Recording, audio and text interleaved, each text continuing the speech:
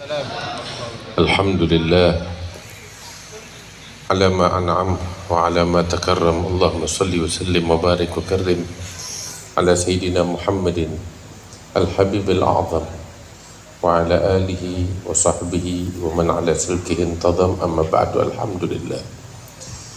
Para habaib, para kiai, para asatidzah, hadirin wal hadirat yang dimuliakan oleh Allah Subhanahu wa taala, wabil khusus guru kita Da'i Allah Habib Nizar Al-Aidrus yang mudah-mudahan diberikan kesehatan oleh Allah taala, wa sahibul bait Haji Misbah Al-Munir yang mudah-mudahan diberikan kesehatan, keberkahan oleh Allah taala.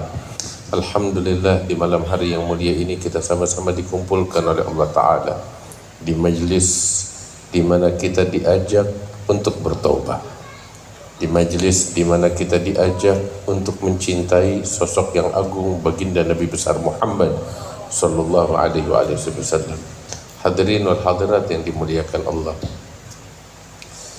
majalis yang kita hadiri ini mengajak kita untuk kembali kepada Allah taala, mengajak kita untuk bertobat kepadanya, mengajak kita untuk dekat kepada Allah dan kepada Rasulullah sallallahu alaihi wasallam. Seruan diserukan kepada kita sekalian. Tinggal apakah kita menjawab seruan ini atau kita mengabaikannya. Seruan demi seruan diserukan kepada kita sekalian. Ajakan demi ajakan disampaikan kepada kita sekalian. Jangan sampai hanya sekedar ajakan dan habis berlalu begitu saja. Kita mau pulang dari tempat ini menjadi orang-orang yang cinta dan dicintai, dan Allah Ta'ala menyukai, mencintai hamba-hambanya yang mau bertobat kepada Allah Subhanahu wa Ta'ala. Bapak-bapak, ibu-ibu yang dimuliakan Allah, saya yakin kita semua di sini, kita semuanya di dalam hati kita ini ada benih cinta kepada Rasulullah Sallallahu Alaihi Wasallam. Syair, lantunan, syair-syair pujian untuk Rasulullah sallallahu alaihi wasallam dilantunkan barusan, begitu indah, menyentuh hati dan perasaan kita, membuat kita menangis, membuat kita rindu kepada sosok baginda Rasulullah sallallahu alaihi wasallam. Tadi salah satu yang dilantunkan, tuba liman ra'ani wa amana bi. Beruntung orang yang melihat aku sehingga dia beriman kepadaku. Hadirin yang dimuliakan Allah, siapa mereka? Mereka adalah para sahabat Rasulullah sallallahu alaihi wasallam. Mereka hidup semasa dengan Rasulullah sallallahu alaihi wasallam, dan mereka ketika melihat Rasulullah, mereka beruntung dan mereka beriman kepada Rasulullah sallallahu alaihi wasallam. Sungguh beruntung mereka para sahabat ketika mereka hidup satu zaman dengan Nabi Muhammad, melihat beliau, melihat akhlak beliau, melihat perilaku beliau, melihat mukjizat beliau, melihat sosok beliau yang indah, yang tampan, yang istimewa, yang mulia, sehingga mereka beriman. Tetapi hadirin, tahu gak? Pada hakikatnya sekalipun mereka para sahabat istimewa dengan hal itu, tetapi yang istimewa, yang lebih dari itu, tahu siapa? Adalah orang-orang yang mau beriman sekalipun gak pernah melihat Rasulullah SAW. Itu yang istimewa, dan itulah yang dikagumi oleh Nabi Muhammad SAW di dalam hadisnya. Beliau ketika mengatakan tuba liman ra'ani wa amana bi, beruntung orang yang melihat aku dan beriman kepadaku. Tetapi Nabi menegaskan tuba, thumma tuba, thumma tuba, beruntung dan beruntung dan beruntung, kata Rasulullah 3 kali. Siapa itu? Man amana bi wa lam yarawni, orang yang beriman kepadaku, percaya kepadaku, sekalipun dia nggak pernah melihat aku. Itu lebih beruntung. Kita semuanya di sini nggak ada yang hidup di zamannya Nabi, tapi kok kita bisa percaya sama Nabi, itu kan istimewa. Saya nggak heran kalau para sahabat beriman kepada Nabi Muhammad, tuh nggak heran. Yang bingung kok orang-orang kafir yang hidup di zaman Nabi nggak pada beriman. Mereka melihat keindahan itu, mereka melihat mukjizat itu, mereka melihat luhur akhlak baginda Nabi Muhammad SAW. Terus mereka nggak beriman, itu yang mengherankan. Kalau sahabat melihat Nabi masuk Islam dan beriman, wajar. Ya, sebab semua orang yang menyaksikan sosok yang istimewa ini pasti bakal jatuh cinta kepadanya, pasti akan tertarik melihatnya. Kita ini manusia diciptakan oleh Allah Ta'ala condong kepada keindahan. Kita diciptakan oleh Allah, sifat kita sebagai manusia condong kepada keindahan. Itu sifat kita, kita diciptakan oleh Allah demikian.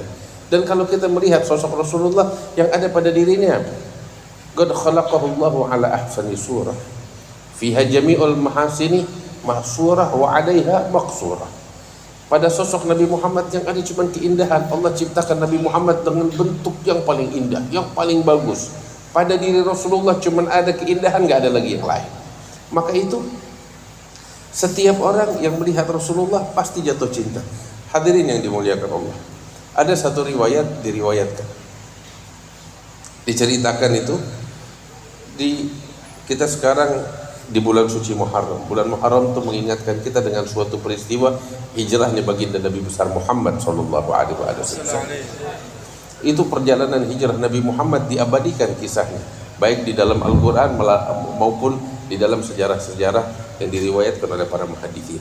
Di antaranya itu disebutkan tatkala baginda akan hijrah, para sahabat semuanya udah berangkat menuju kota Madinah satu persatu. Dan saat itu bukan saat yang mudah bagi para sahabat. Nggak ada seorang pun dari sahabat Rasulullah SAW yang berhijrah ke kota Madinah melainkan dalam keadaan sembunyi-sembunyi, kecuali satu orang. Siapa itu? Umar bin Khattab.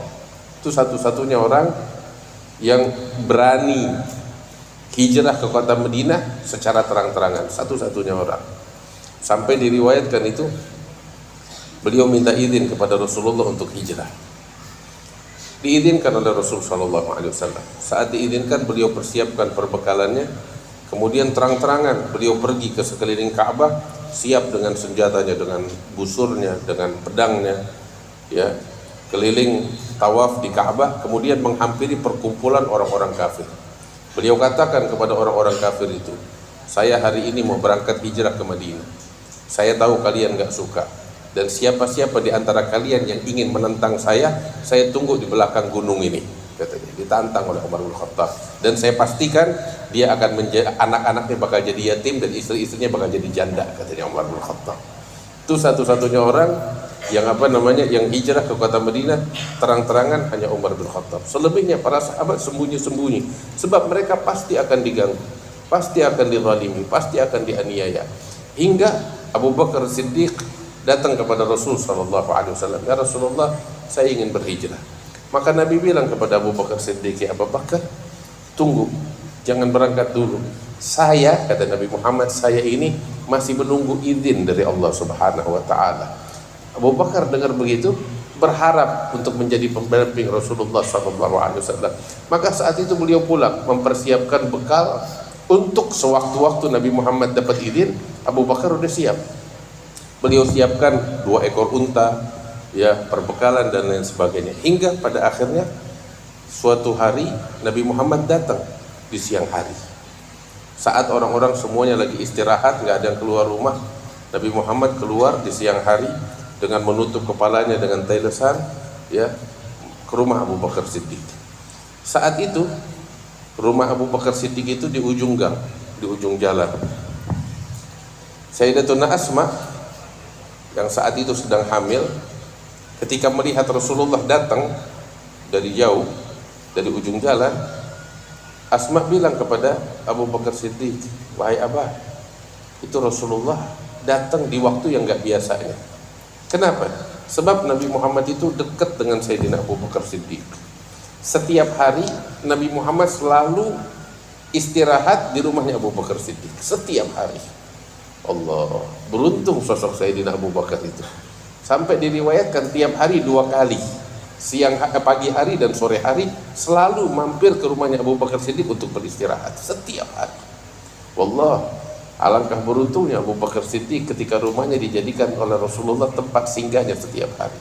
Nah, kebetulan hari itu datang di bukan waktu yang biasa. Di siang hari ketika orang istirahat, Nabi Muhammad datang dengan mengendap-endap. Asma bilang, ya Abah, itu Rasulullah datang.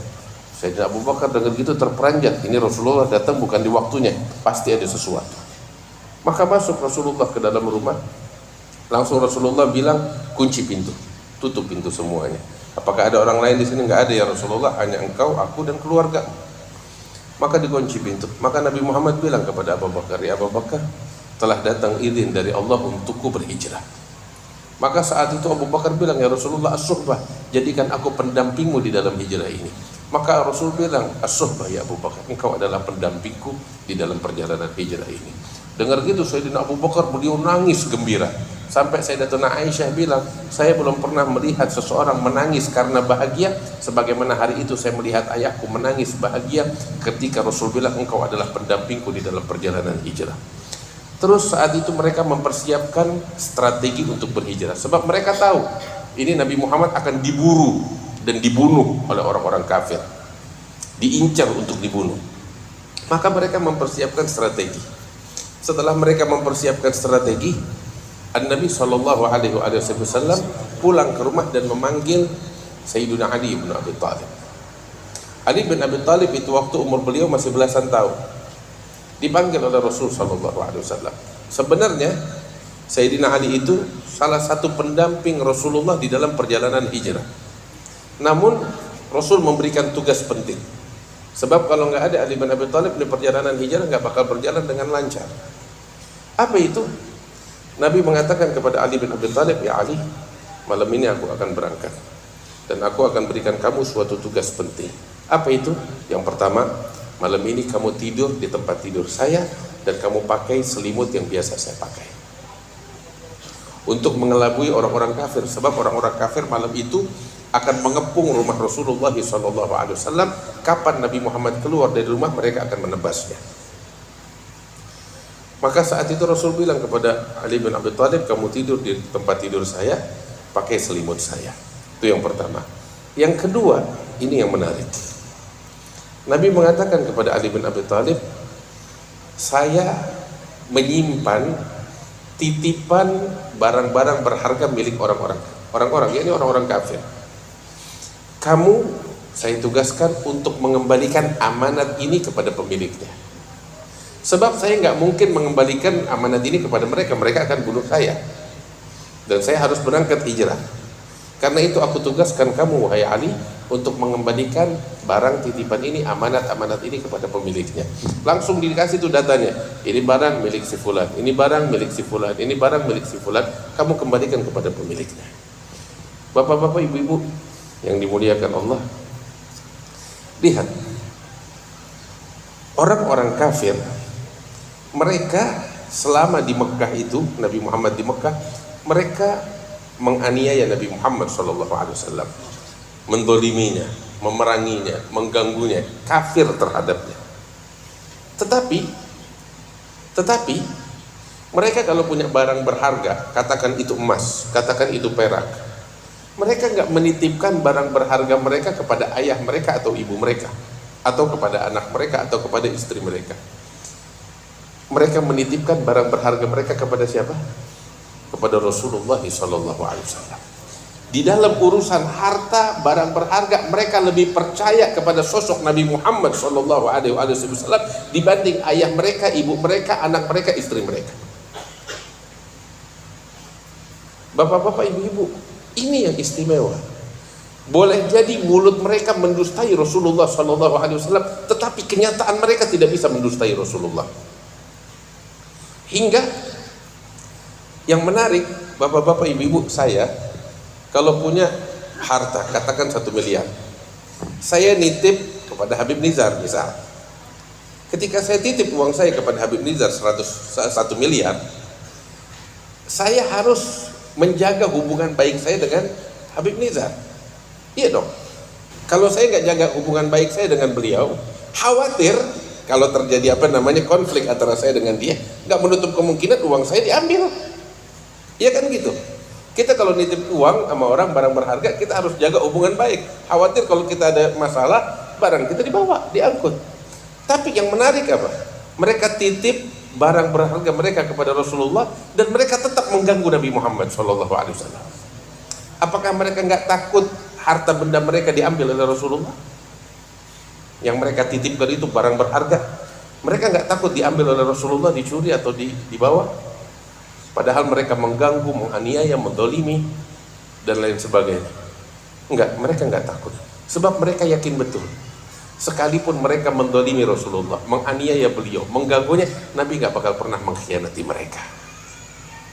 Dan betul, saat beliau hijrah ke kota Madinah itu waktu, beliau panggil Ali bin Abi Thalib, ya Ali, ini harta, balikin kepada pemiliknya. Ini milik si fulan, milik si fulan, milik si fulan.